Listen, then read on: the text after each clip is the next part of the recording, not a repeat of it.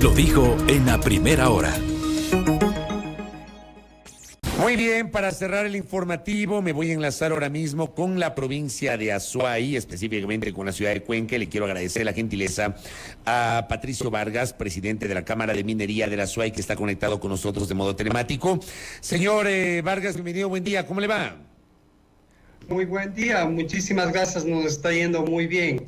Gracias. A ver, más allá de que la consulta popular será en Quito, pero ya en Cuenca hubo una consulta popular vinculada al tema minero.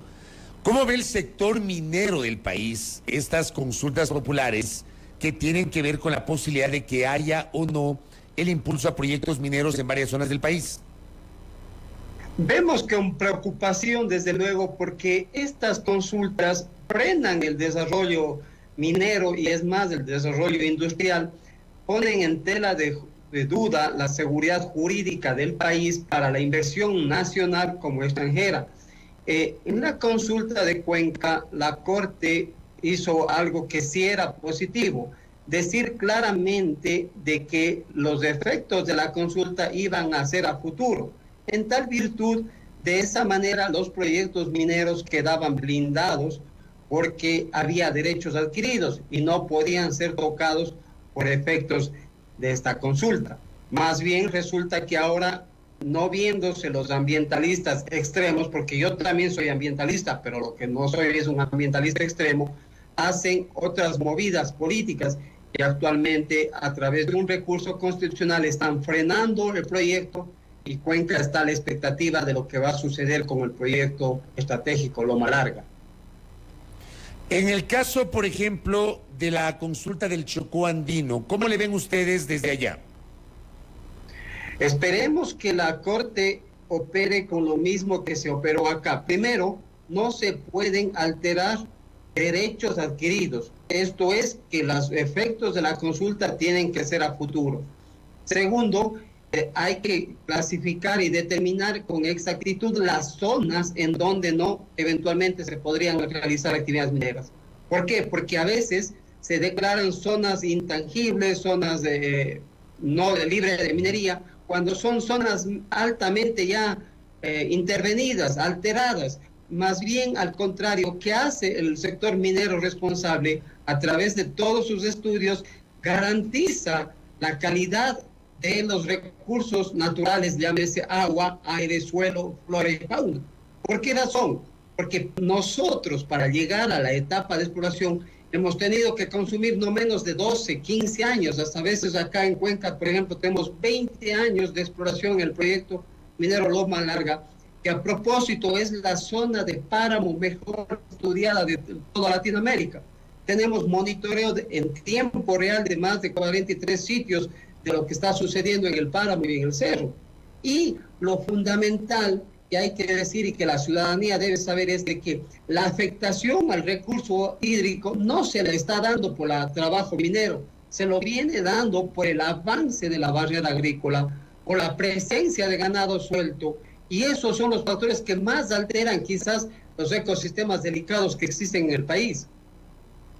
El tema es que el argumento para llevar adelante la consulta popular acá en Quito sobre la actividad minera en el Chocó Andino es que se trata de una zona de mucha biodiversidad, incluso es una reserva de biosfera.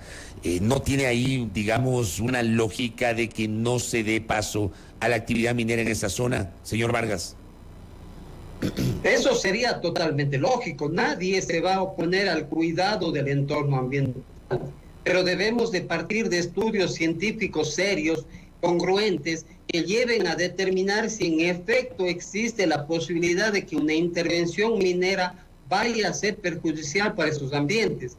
Esto es, reitero, el estudio previo que se debe dar a esa zona. Y lo que es más adicional a esto, está bien que se preserve la zona, pero resulta que lo único que se está es prohibiendo la actividad minera formal, racional, normal, que tiene garantías, y se deja abierto a su vez para la minería informal, se deja abierto para la minería legal, se deja abierto para que continúe el avance, la barrera agrícola, las lotizaciones, la presencia de ganado. Eso, el cuidado de esos bosques, de esas zonas, debe ser un cuidado integral, no direccionado exclusivamente contra una actividad formal.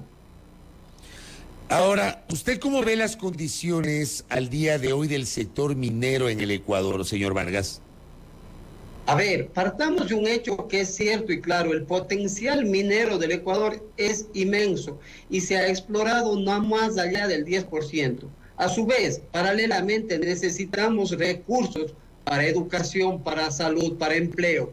¿Qué sucede, por ejemplo, acá en Cuenca? ¿Qué es lo que está de por medio? Está de por medio una inversión de $500 millones solo en la construcción del proyecto minero Malarga. Estamos hablando de 1.200 puestos de trabajo directos que estaría generando este asunto. 500 puestos de trabajo de muy buena remuneración, de muy buenas condiciones durante los 12 años de vida de este proyecto. Significa ingresos inmensos que el Estado ecuatoriano va a dejar de percibir en el evento de que se dé una resolución en contra del avance de los proyectos. ¿Ustedes sienten que el gobierno del presidente Lasso ha impulsado como esperaban al sector minero, o el gobierno se quedó corto durante los 2 años y 1 mes del presidente Lasso?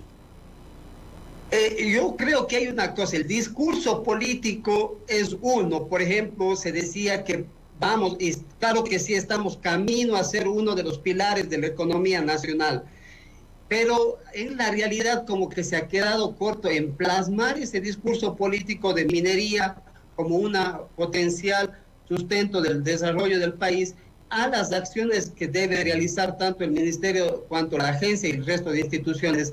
Entonces no se han logrado plasmar en realidad todos los proyectos mineros que están en camino a llegar a ser minas. Se ha dado muchos obstáculos y eso está dificultando el avance de la actividad minera formal en el país. El hecho de que se haya suspendido el catastro minero terminó siendo perjudicial para la actividad.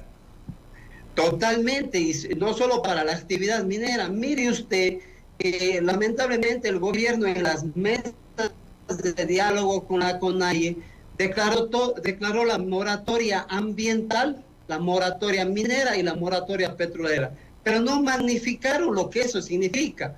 Cerrar el catastro minero por más de 5 años, lo único que hace, vuelvo y reitero, es abrir las puertas para la minería ilegal. Ejemplo cercano, ustedes tienen Buenos Aires. Buenos Aires no ha sido posible controlar y lo que subsiste ahí es una minería ilegal. O sea, no podemos repetir esos episodios en otros lugares del país, como aquí ya sucede con Río Blanco. Pero no queremos que eso suceda en Loma Larga. Pero, por ejemplo, y recibo un mensaje, le envío un abrazo a mi colega Diego Casar, que me pide que le preguntes, ¿qué grado de legalidad puede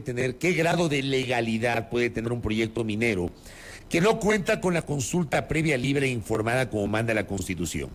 Mientras no haya reglamentación para aplicarla, ¿por qué siguen impulsando una industria que no ha cumplido con ese mandato? Pregunta para usted, señor Vargas. A ver, es muy sencillo. Los proyectos mineros, y me voy a concretar como un ejemplo a lo que sucede con Loma Larga. Loma Larga tiene una existencia de 20 años de existencia. Tenemos licencia ambiental desde el año 2002. ¿Qué sucede? Que nosotros cumplimos con todos los parámetros legales concordantes con la fecha en que vamos avanzando. Entonces, en el año 2012 nos decía, señores, para ustedes llegar a obtener la licencia ambiental tienen que cumplir tales requisitos, hacer tal socialización, poner en conocimiento de tales personas. Lo hemos hecho: difusiones públicas, registros, contar con los gobiernos locales, los GATS parroquiales, cantonales, provinciales. Todo ha sido de acuerdo a la ley. Una norma presente no puede afectar un derecho adquirido. Eso sería tener un efecto retroactivo. Que la ley prevé que se haga un efecto retroactivo. Claro que sí, pero para que tenga un efecto retroactivo tiene consecuencias.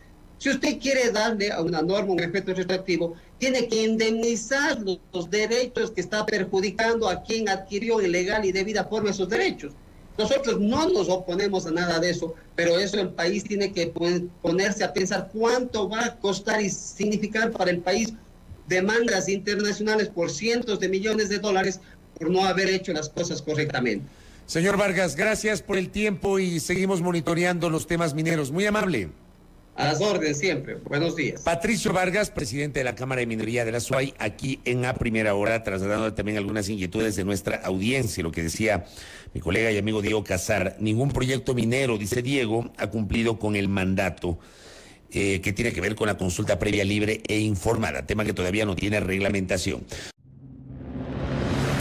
Primera plana, todas las noticias, todas las voces.